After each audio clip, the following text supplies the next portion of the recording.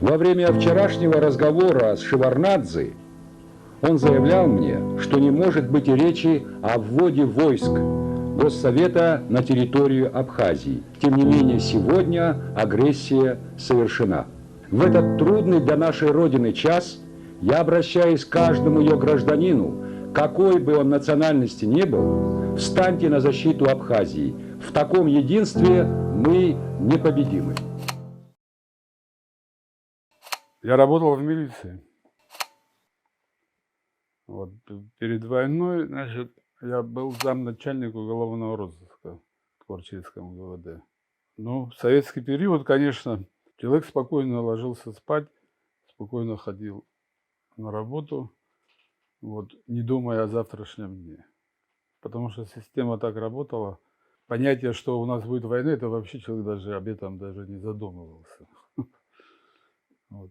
Потому что была держава, которую боялись все фактически. Все были обеспечены работой, учебой. Во-первых, был закон о всеобщем среднем образовании.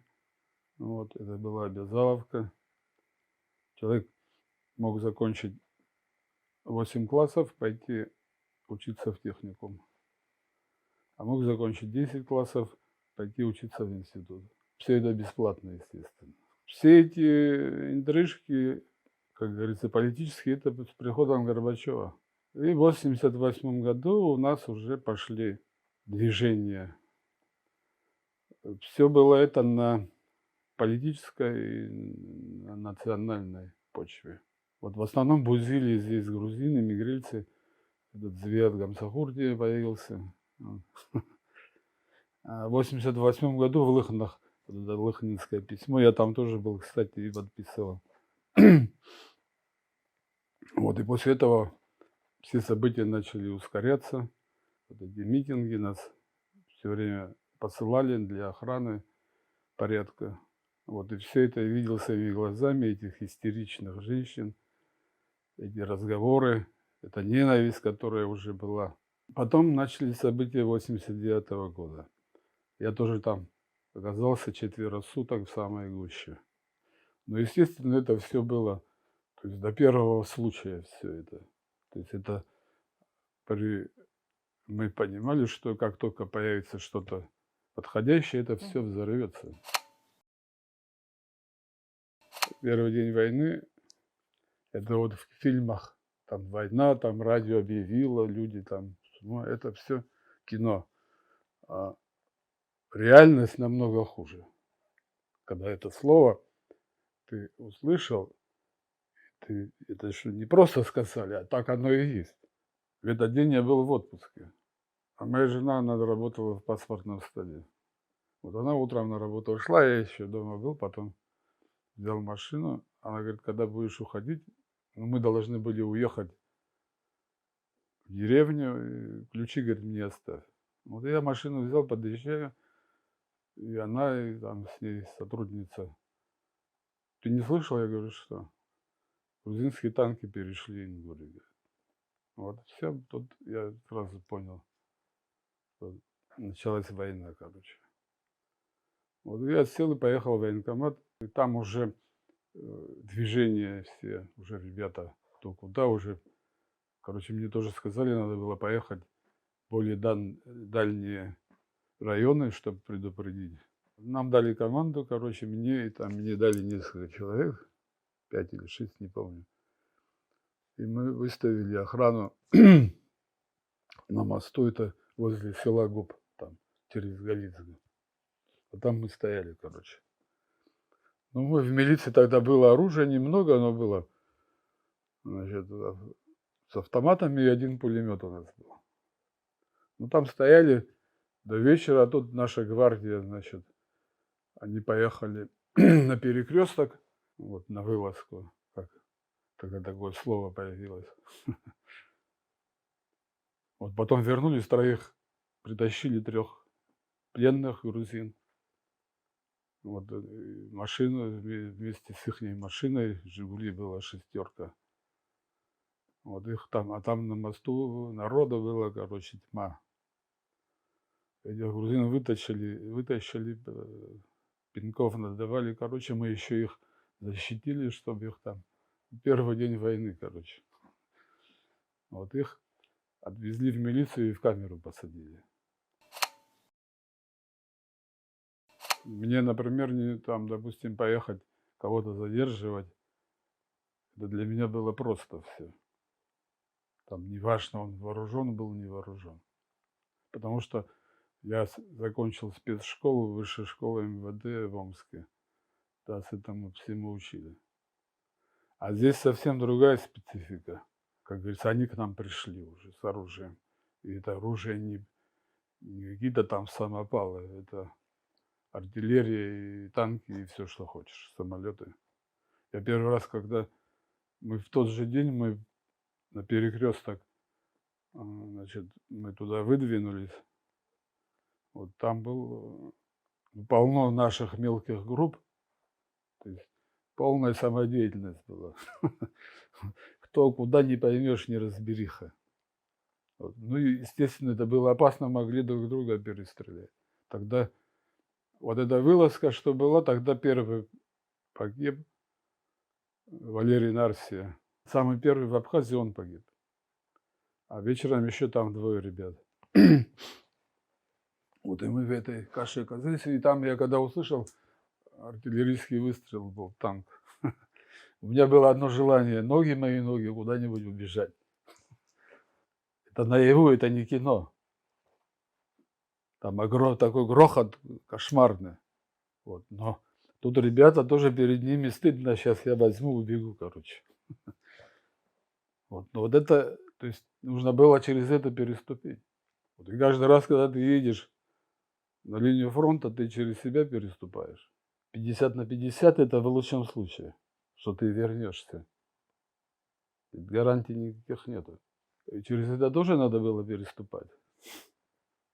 Вот. А это, к этому ты не привыкнешь. Никогда. Просто я могу виду не показывать. В душе-то оно все сидит. Когда начинается заваруха, ты уже об этом забываешь. Просто ты уже автоматически начинаешь что-то делать. Бежать, стрелять там и так далее. Вот. Тебя просто это отвлекает. Но вначале такого единого не было руководства, потому что из центра тоже таких особых ничего не было, потому что они сами в тяжелейшем положении находились. У нас военная комендатура была. Еще мы открыли типа школы, мы готовили к войне пацанов, потому что пацаны некоторые убегали на фронт, короче. Как говорится, им поймать пули было легче всего, потому что они не понимали, куда они лезут. Вот, и мы таких собрали, хотели, чтобы как-то их обучить. Вот такое мы создали при комендатуре. Мы там, кстати, мы одни из первых придумали присягу. Вот, и там они все присягу принимали. Находясь в комендатуре, мы фактически выполняли военные цели, потому что когда требовалась помощь, мы туда выдвигались. Вот. Но опять-таки людей было много, а вооружения не было практически. Постоянно это уже группа, это уже после Нового года у нас было, когда мы в Бельгии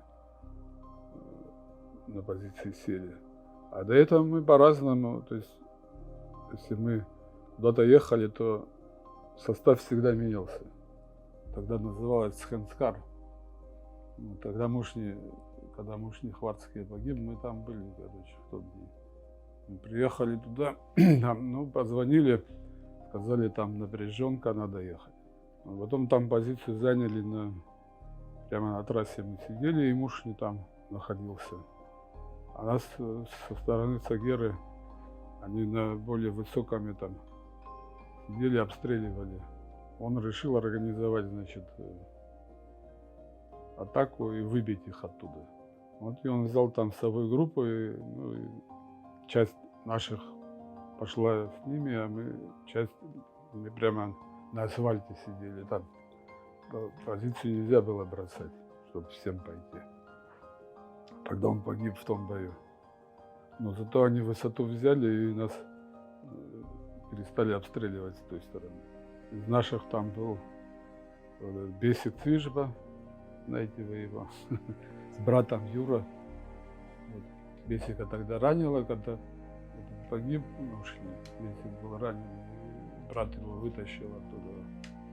Самое главное тогда это транспорт. Благодаря транспорту мы удерживали линию обороны. Линия обороны на Восточном фронте была очень большой. Больше 100 километров в летнее время. Если где-то, значит, требовалась помощь за счет передвижений, мы могли перекрывать это все. Никакого горючего ведь не было. Благодаря Творчинской ГРЭС, вот это трансформаторное масло, его там было очень много. Вот, но к концу войны оно уже заканчивалось. Вот это вызывало беспокойство. Что если мы перестанем двигаться, то мы фронт не удержим просто. А на войне не убивают, это в мирное время убивают. Потому что мы не в людей стреляли, а во врагов своих. Это не убийство. Человек через это должен перешагнуть, если он попал в такую ситуацию. Если он не перешагнет, то он там погибнет просто. Потому что я видел людей, которые даже в конце войны, они были в шоке, просто не в себе. Ну, так, видимо, устроен организм человеческий. А вот мы зимой мы переходили речку, вот так по горло. В ноябре месяце вот, уже холодно было, дожди такие шли. Это второе наступление на Чамчиру было. Я сигареты не мог курить, потому что вот так вода текла. И все, что было до шеи, все было мокрое. И эта вода с меня текла на этом холоде. И все, я даже не чихнул. И так все. Потому что психологически ты совсем по-другому настроен. Это потом, уже все эти болячки, они вылазят потом. Ты воюешь, ты на позиции видишь это все, а потом ты приходишь домой, ложишься спать, и ты все это видишь во сне. Она тебя не отпускает. К войне привыкаешь быстро, отвыкать очень тяжело и долго.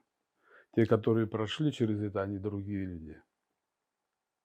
У них другой взгляд на жизнь, они по-другому все это понимают. Это ты этого не объяснишь, потому что это тот, который не знает, он не поймет. В первом наступлении на Чамчиру мы были, я попал под снайпера. Вот. У меня прямо перед носом пуля бац, короче. А я лежал в поле, и мокрая земля была, и прямо меня что-то раз и брызнуло в лицо. Потом опять я смотрю, перед моим носом он, видимо, обрадовался, меня там поймал, но никак попасть не мог. Я успел просто в сторону уйти. В этой ситуации не было ни испуга, ничего. Просто потом, через какое-то время, ты осознаешь, что ты был на грани. Самое страшное, я скажу, что попасть в плен вот для меня было. Вот это я боялся больше всего. Даже сны были. Даже после войны много раз снилось. Как будто я в Тбилиси попал, короче. Я до войны там много раз ездил туда.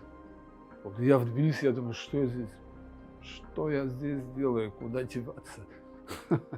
Вот я в логове врага нахожусь. Вот это у меня был страх.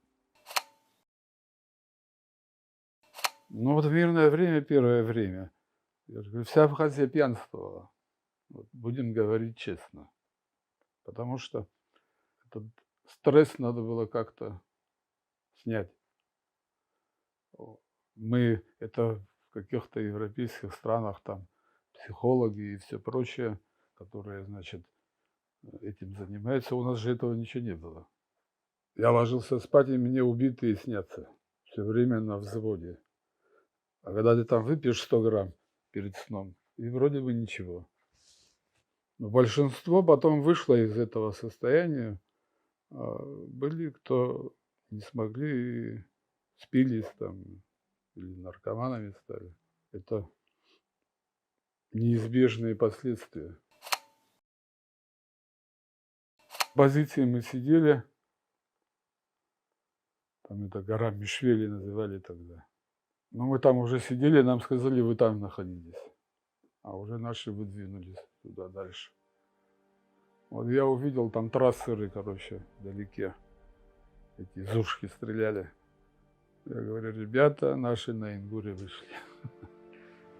И там у нас на позиции был ДШК, мы с него постреляли.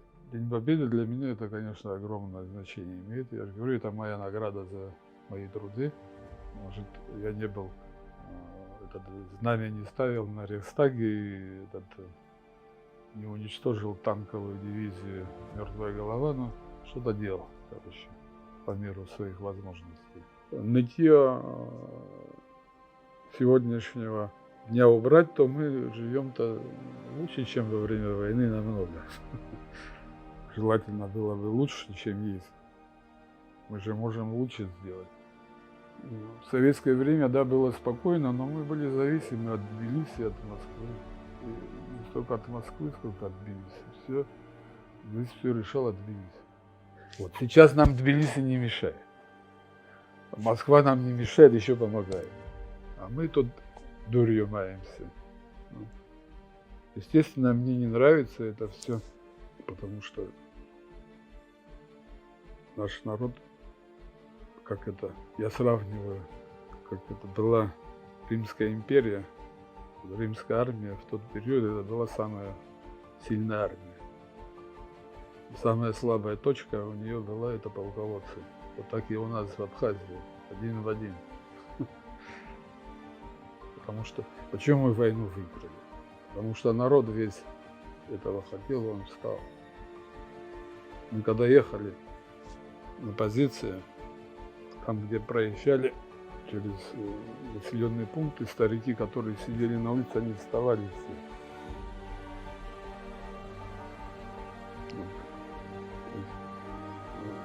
Уважение народа. Такие были люди. Потому мы и выиграли.